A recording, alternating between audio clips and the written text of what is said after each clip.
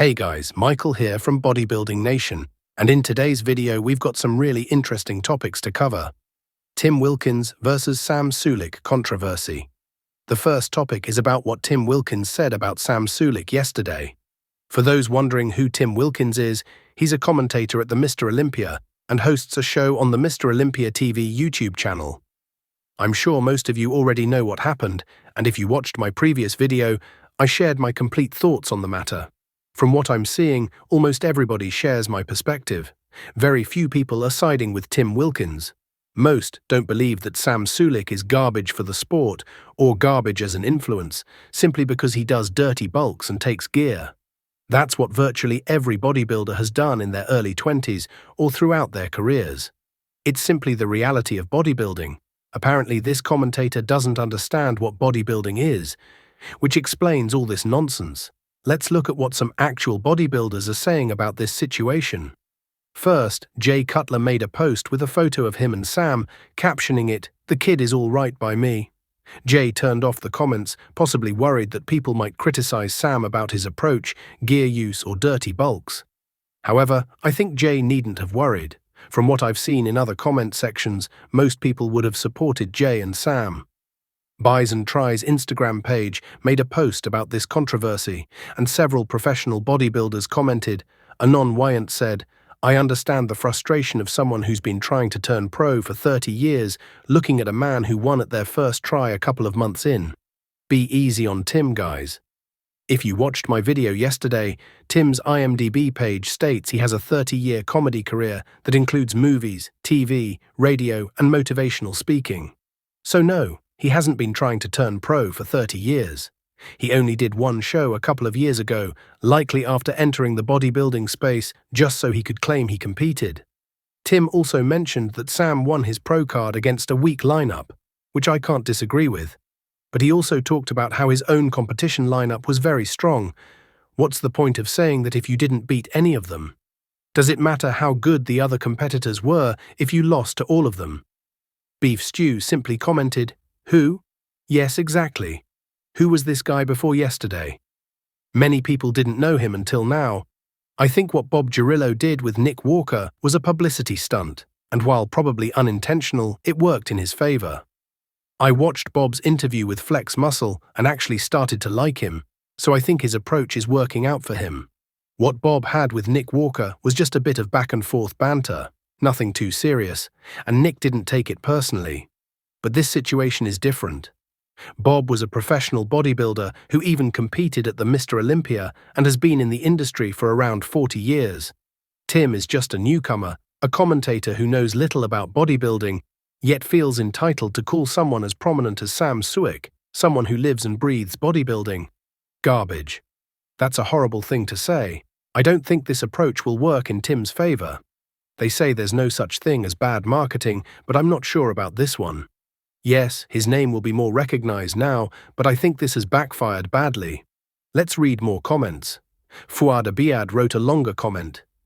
"This isn't new, and I don't know why someone like Tim Wilkins doesn't realize that. He doesn't realize it because he never truly followed or participated in bodybuilding. He just got into it recently and doesn't understand these aspects."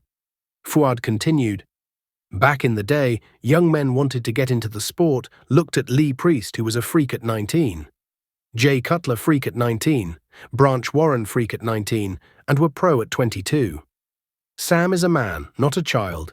He's old enough to make his own decisions, free to show people what he's doing to follow his dreams, and he's not telling people to be like him.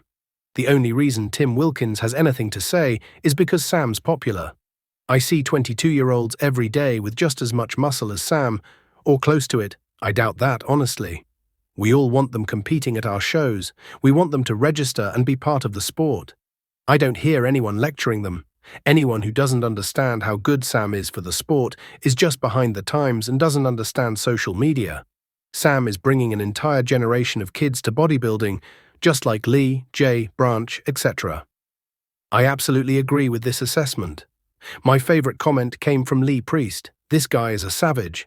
He said, "I was 23 just like Sam and I was a pro. I was 10 years competing by then, so be quiet." Seriously, this show is what's wrong with the sport. The only decent guy on this show is Chris Cormier. The other two fools haven't got a clue. You're a hack, and the other guy is only in it because of who his brother is. Pathetic. As far as I know, DK Elg's brother is Tamer El-Gindi, and I'm not entirely sure what their roles are in the Mr. Olympia or the IFBB. I believe they're both promoters, but Tamer El-Gindi seems to hold a more important position for some reason. Setting aside the insults, I completely agree with Lee Priest. At 23, Lee already had a 10-year competitive career. He turned pro when he was around 16 or 17, but they initially didn't want to give him the pro card because he was so young. Lee wasn't natural in his teen years, yet he's one of the legends of the sport, someone every bodybuilding fan has looked up to at some point. The same goes for many others, Jay, Branch, and as I mentioned yesterday, Chris Bumstead as well. Chris was competing in his teen years and obviously wasn't natural then. I'm also pretty sure he did a few dirty bulks. Who hasn't? I know I have, and I'm sure you have too if you're watching this video. I definitely disagree that Sam Suik is garbage for the sport. You can scroll through Instagram posts and see numerous comments from other bodybuilders. I won't go through all of them, but there are plenty. Everyone is defending Sam Suik and calling out Tim Wilkins. I don't know what this guy was thinking when he made those comments. He clearly has no understanding of what bodybuilding is about, yet he's out there spreading nonsense. Let me know in the comments section what you think about Fouad, Lee, and Jay Cutler's remarks about Sam. Next up is some unfortunate news, though I wouldn't call it sad news because I believe Jeremy Potvin will recover. Jeremy, one of the top men's physique competitors at the Mr. Olympia, has been officially diagnosed with stage 1 kidney cancer. He shared, "Life happens and there will be setbacks. What matters most is how you navigate those setbacks. You can choose to be defeated or you can choose to conquer. I've always chosen to rise above, and that's not changing now. I'll speak more on this another time." For those who might say, of course this happened because he's abusing gear and staying shredded year-round. That has nothing to do with this. Many athletes follow similar protocols, and this condition isn't common in bodybuilding. Heart failure is more prevalent, especially among larger bodybuilders, but kidney cancer can have numerous causes. It's terrible news, but I believe Jeremy will get through this successfully. Will he be able to continue bodybuilding? I don't know. Fortunately, he caught it early. It's stage 1, so there's that positive aspect. Hopefully, he'll take care of this issue, and we'll see how much it affects him and his competitive career. What's most important now isn't his competitive future, but his recovery and survival. Jeremy also shared in his stories, "It's actually taken me a while to put this video out, but I want to thank everyone who has reached out and sent positive vibes my way. It's been overwhelming, and I'm incredibly appreciative and grateful for all of you. The reason it's been hard to put this video out is that even though I've made light of the entire situation, sitting there and saying I have cancer just feels weird. I know everything will be all right and I'm going to come out on top. I got very fortunate that I found this early. It would have been crazy if I never went in for stomach pain or GI issues. Who knows when I would have found that kidney tumor. Get checked, guys. Take care of yourselves." This is really tough. I was honestly hoping Jeremy would switch to classic physique. I made some videos about him because I thought he had great potential to excel in that division, not just in men's physique.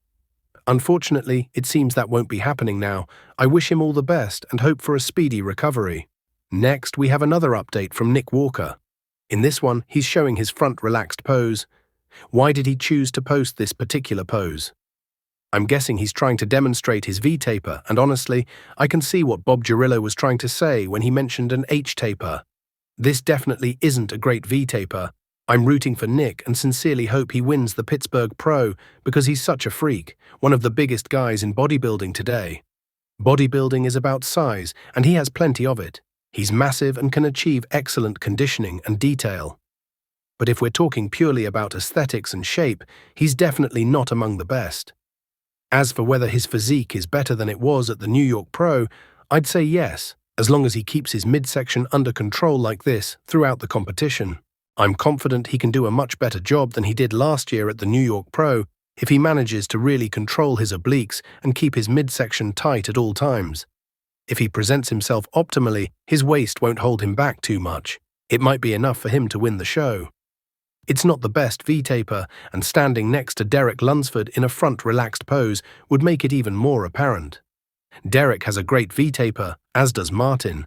Nick definitely stands out for his lack of aesthetic proportions, small midsection and small waist.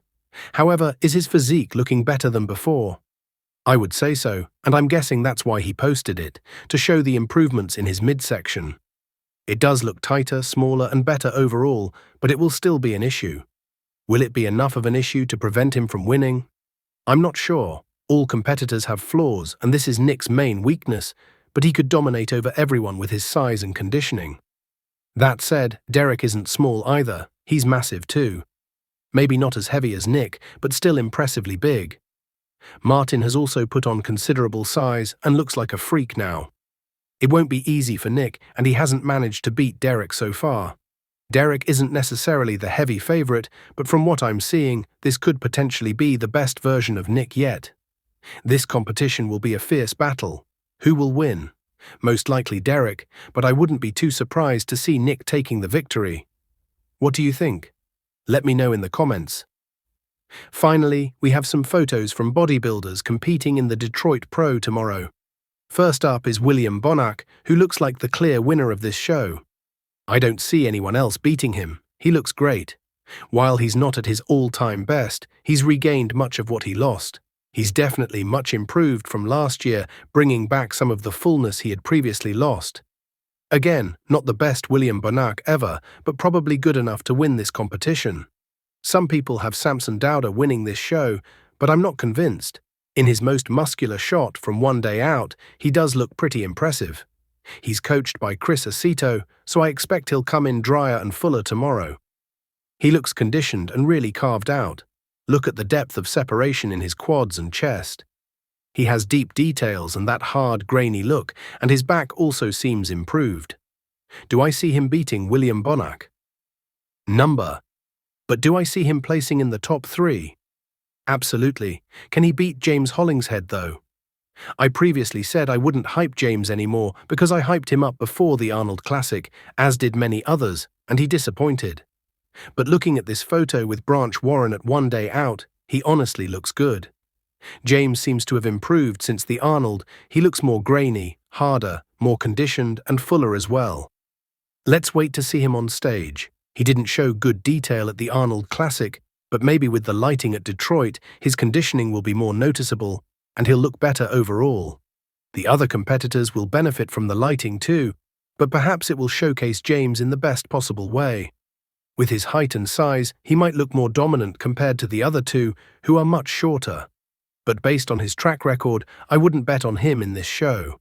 I would still bet on William Bonac taking first, then maybe James second and Samson third, though the second and third positions could easily switch. We'll see. It's going to be an exciting show tomorrow. Stay tuned for my review of the show as soon as it happens. It will be available on my channel. If you enjoyed this video, give it a thumbs up, and for more content like this, subscribe to Bodybuilding Nation. Thank you so much for watching, see you soon, all the best, and bye-bye.